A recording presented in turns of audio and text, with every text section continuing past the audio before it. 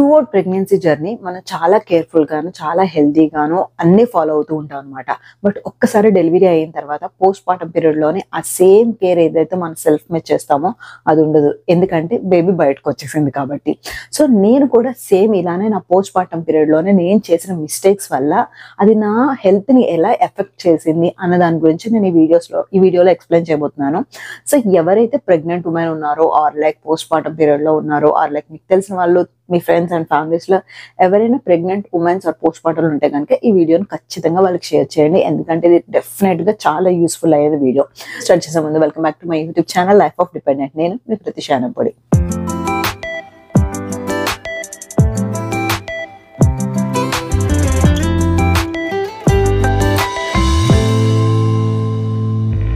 చేసిన first mistake back to work. నాకు Friday delivery అయింది, బట్ నేను మండే వర్క్ చేయడం స్టార్ట్ చేశాను అనమాట. నాకు ఆల్మోస్ట్ సాటర్డే నేను ఇంటికి వచ్చాను. ఫ్రైడే డెలివరీ, సాటర్డే ఇంటికి వచ్చాను, సండే రెస్ట్ తీసుకున్నాను, మండే నుంచి వర్క్ చేశాను. సో అలా వెంటనే వర్క్ చేయకండి, ఎందుకంటే మీ బాడీ హీల్ అవ్వడానికి కొంత టైం అనేది పడుతుంది. మినిమం 6 weeks టైం అయినా పడుతుంది. నేను అది తెలుసుకోకుండా ఆ వచ్చిన జాబ్ ఏదైతే కొత్తగా వచ్చిన జాబ్, సో మండే నుంచి నా జాయినింగ్, దాన్ని నేను అవాయిడ్ చేయలేను కాబట్టి అన్ఎక్స్పెక్టెడ్ సిచ్యువేషన్స్ వలన నేను ఆ రోజు నుంచి వర్క్ చేయడం స్టార్ట్ అయింది. బట్ మీ కేసులో కనుక ఏదైనా ఇలాంటి కేసు ఉంటే కనుక కొంచెం వర్క్ని పోస్ట్పోన్ చేసుకోవడానికి ట్రై చేయండి. వెంటనే వర్క్ చేయకండి, బాడీకి ఎక్కువ స్ట్రెస్ అనేది ఇవ్వకండి. నేను అలా చేయడం వల్ల చాలా వరకు బాడీలోనే అప్పుడు నాకు నార్మల్గానే ఉన్నాను అని అనిపించినా కూడా వీక్స్ గడిచే కొద్దీ నా బాడీ 1 by 1 సిమ్టమ్స్ అనేది, పెయిన్స్ లాంటి సిమ్టమ్స్ అనేది బయటకు వస్తూ ఉన్నాయి అనమాట. సెకండ్ వచ్చేసరికి బెల్ట్, నడుం కట్టు వేసుకోవాలని చెప్తారు కదా. సో బెల్ట్ అనేది మస్ట్ అండ్ షుడ్. యూజువల్గా 3rd week 4th week అలా వేసుకోవాలని అంటారు. సో నేను ఆల్మోస్ట్ 1 week, నా డెలివరీ అయిన 1 week తర్వాత నుంచి బెల్ట్ వేసుకోవడం స్టార్ట్ చేశాను. బట్ బెల్ట్ కూడా మనం మినిమం 8 hours అనేది మన బాడీకి ఉండాలి. నేను 8 hours కూడా పెట్టుకునేదాన్ని కాదు, 1 or 2 hours అలా పెట్టుకునే తర్వాత మర్చిపోతూ ఉండేదాన్ని. అస్తమాలు ఫీడింగ్ టైంలో బెల్ట్ తీస్తే బెల్ట్ ఉండడం వల్ల డిస్కంఫర్ట్ ఉంటుంది బేబీకి అని చెప్పి బెల్ట్ తీయడం, మళ్ళీ పెట్టుకోవడం, మర్చిపోవడం లాంటివి చేసేదాన్ని అనమాట. సో అలా చేయడం వల్ల ఏమైందంటే ఇప్పుడు ఫస్ట్ 3 months నాకేమీ తెలియలేదు.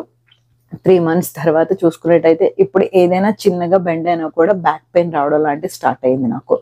సో ఇది నేను చేసిన మిస్టేక్ వల్ల ఇలా అవుతుందా ఏంటి అన్నది నాకు ఐడియా లేదు. బట్ మీరు ఈ మిస్టేక్ చేయొద్దు అని చెప్పి నేను దీంట్లో చెప్తున్నాను. థర్డ్ వచ్చేసరికి యుఎస్లోని మస్ట్ అండ్ షుడ్గా డెలివరీ అయిన తర్వాత పోస్ట్ పార్టం టాబ్లెట్స్ అని చెప్పేసి ఇస్తారు. పోస్ట్ నాటల్ టాబ్లెట్స్ అంటారు అనమాట. సో అది మల్టీవిటమిన్ అండ్ బ్రెస్ట్ ఫీడింగ్ కూడా యూజ్ అయ్యే టాబ్లెట్స్. సో నేనేం చేశానంటే నాకు ఆ మెడిసిన్ నేను తీసుకున్నప్పుడు ఆ మెడిసిన్ కొంచెం బాగాలేదు అని చెప్పి నేను తీసుకున్న ప్రోడక్ట్ బాగాలేదనమాట. సో దాన్ని రీఫిల్ చేయకుండా అలా ఇగ్నోర్ చేసేసాను. ఆల్మోస్ట్ 3.5 months అయిపోయింది. నేను ఇగ్నోర్ చేసుకుంటూ వచ్చాను. నేను ఇప్పటికీ ఆ మెడిసిన్ వాడట్లేదు. బట్ మనకి ఆ టైంలోని మల్టీవిటమిన్స్ తీసుకోవడం అన్నది చాలా ఇంపార్టెంట్. ఎందుకంటే మీ బాడీ అప్పుడే ఒక డెలివరీ చేసి వచ్చిన తర్వాత మళ్ళీ మొత్తం మీ ఆర్గన్స్ అన్ని సెట్ అవ్వడానికి కొంత టైం అనేది పడుతుంది. సో ఈ లోపల ఫంక్షన్స్ ఎక్కడ దెబ్బతినకుండా ఉండడం కోసమే మనకి మల్టీవిటమిన్స్ అనేది మనకి సజెస్ట్ చేస్తారనమాట. నేను అది తెలుసుకోకుండా ఎందుకులే అని చెప్పి వదిలేసాను. బట్ మీరు ఈ మిస్టేక్ అయితే చేయొద్దు. బాడీకి మల్టీవిటమిన్స్ తీసుకోండి. ఎందుకంటే ఫ్యూచర్లో వచ్చే హెయిర్ ఫాల్ అవనివ్వండి, బ్యాక్ పెయిన్ అవ్వడం కానీ, బాడీ వీక్ అవనివ్వండి, హెడ్ ఏక్ రావడం, వేరియస్ సిమ్టమ్స్ ఏవైతే ఉన్నాయో అవి రాకుండా ఉండడానికి మల్టీవిటమిన్స్ చాలా హెల్ప్ చేస్తాయి మనకి. ఫోర్త్ వచ్చేసరికి మా మమ్మీ నాకు day 1 నుంచి చెప్తూనే ఉన్నారు పచ్చం చెయ్యాలి అని చెప్పి. సో ఆల్మోస్ట్ నేను 21 days చేసినట్టున్నాను పచ్చం. సో 21 days పచ్చం చేసినప్పటికీ కూడా కాఫీ అనేది నాకు ఇస్తూ ఉండేవారు అనమాట. సో నేను త్రూఅవుట్ ప్రెగ్నెన్సీ కాఫీ తాగడం మానేశాను. ఎందుకంటే కెఫెన్ ప్రోడక్ట్ బేబీ లోపల ఉంది కాబట్టి వద్దు, లిమిటెడ్గా తీసుకోవాలన్నారు. బట్ నేను కంప్లీట్గా అవాయిడ్ చేస్తాను. నేను ప్రెగ్నెన్సీ పీరియడ్లో కాఫీయే తాగలేదు. బట్ పోస్ట్ పార్టంలోనే నేను కాఫీ తాగడం స్టార్ట్ చేశాను. వేడిగా తాగేదాన్ని అనమాట. సో ఒక్కసారి మనం డెలివరీ అయిన తర్వాత ఏది వేడిగా తినకూడదంట, కొంచెం చల్లారి పెట్టుకున్న తర్వాతనే తినాలి. అది నాకు అప్పుడు తెలియలేదు. మనకేమవుతుందంటే మనం ఆ లేబర్ పెయిన్ నుంచి ఎప్పుడైతే బయటకు వస్తామో మనకి జాస్ అన్ని కూడా పెయిన్ గా ఉంటాయి అన్నమాట.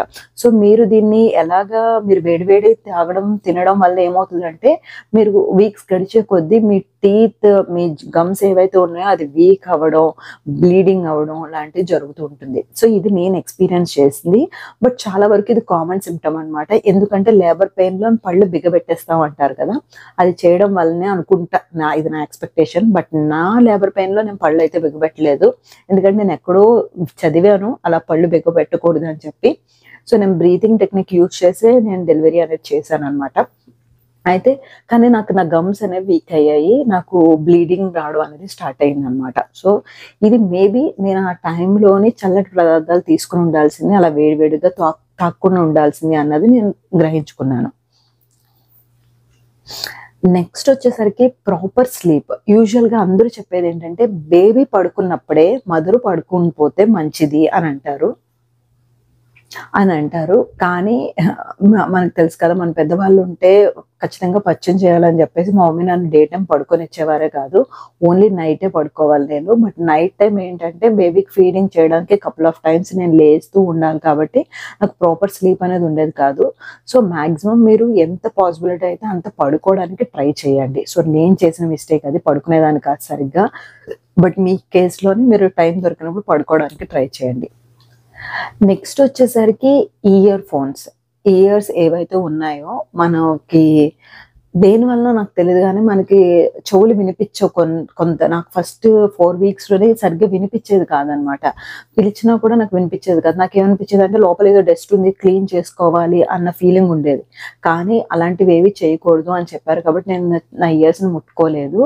మన ఇయర్స్ కూడా దెబ్బతింటాయి. సో మేక్ షూర్ ఒక్కసారి డెలివరీ అయిన తర్వాత ఇయర్ ఫోన్స్ యూజ్ చేయడం కానీ రేడియేషన్ అనేది ఇయర్స్కి వెళ్ళకుండా చూసుకోండి. నేను వెంటనే వర్క్ చేయడం వల్ల కంపల్సరీ కాల్స్ అటెండ్ అవ్వాలి కాబట్టి ఆ టైంలో నేను మైక్ అది యూజ్ చేస్తూ ఉండేదాన్ని. బట్ అది అవాయిడ్ చేయడానికి ప్రయత్నించండి. ఇయర్స్ గురించి మాట్లాడినప్పుడు నేను ఈ పాయింట్ చెప్పడం మర్చిపోయాను. మనం మామూలుగా మఫ్లర్ కట్టుకుంటాం కదా, చెవులు తల కప్పుకునేటట్టు క్లాత్ కట్టుకోవాలి కదా. సో నేను అది కూడా చేసేదాన్ని కాదు, ఒకసారి పెట్టుకునేదాన్ని కాదనమాట. సో మేబీ దానివల్ల కూడా మన ఇయర్స్ ఎఫెక్ట్ అవుతాయేమో అన్నది నా ఒపీనియన్. సో ఆ మిస్టేక్ కూడా చేయకండి. లాస్ట్గా ఇంకొకటి ఏంటంటే బరువైన పదార్థాలు, బరువైన సామాన్లు అవి లిఫ్ట్ చేయకుండా ఉండండి.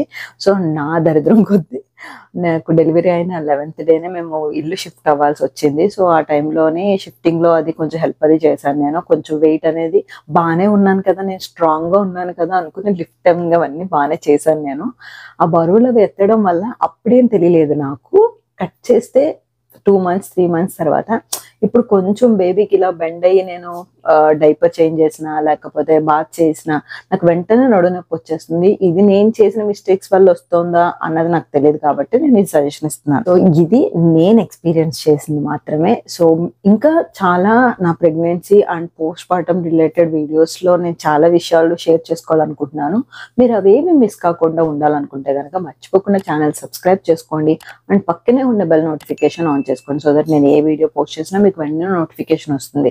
అండ్ ఈ వీడియో కనుక మీకు నచ్చినట్టయితే మర్చిపోకుండా లైక్ చేయండి. Thank you so much for watching this video. See you soon in my next video. Bye by.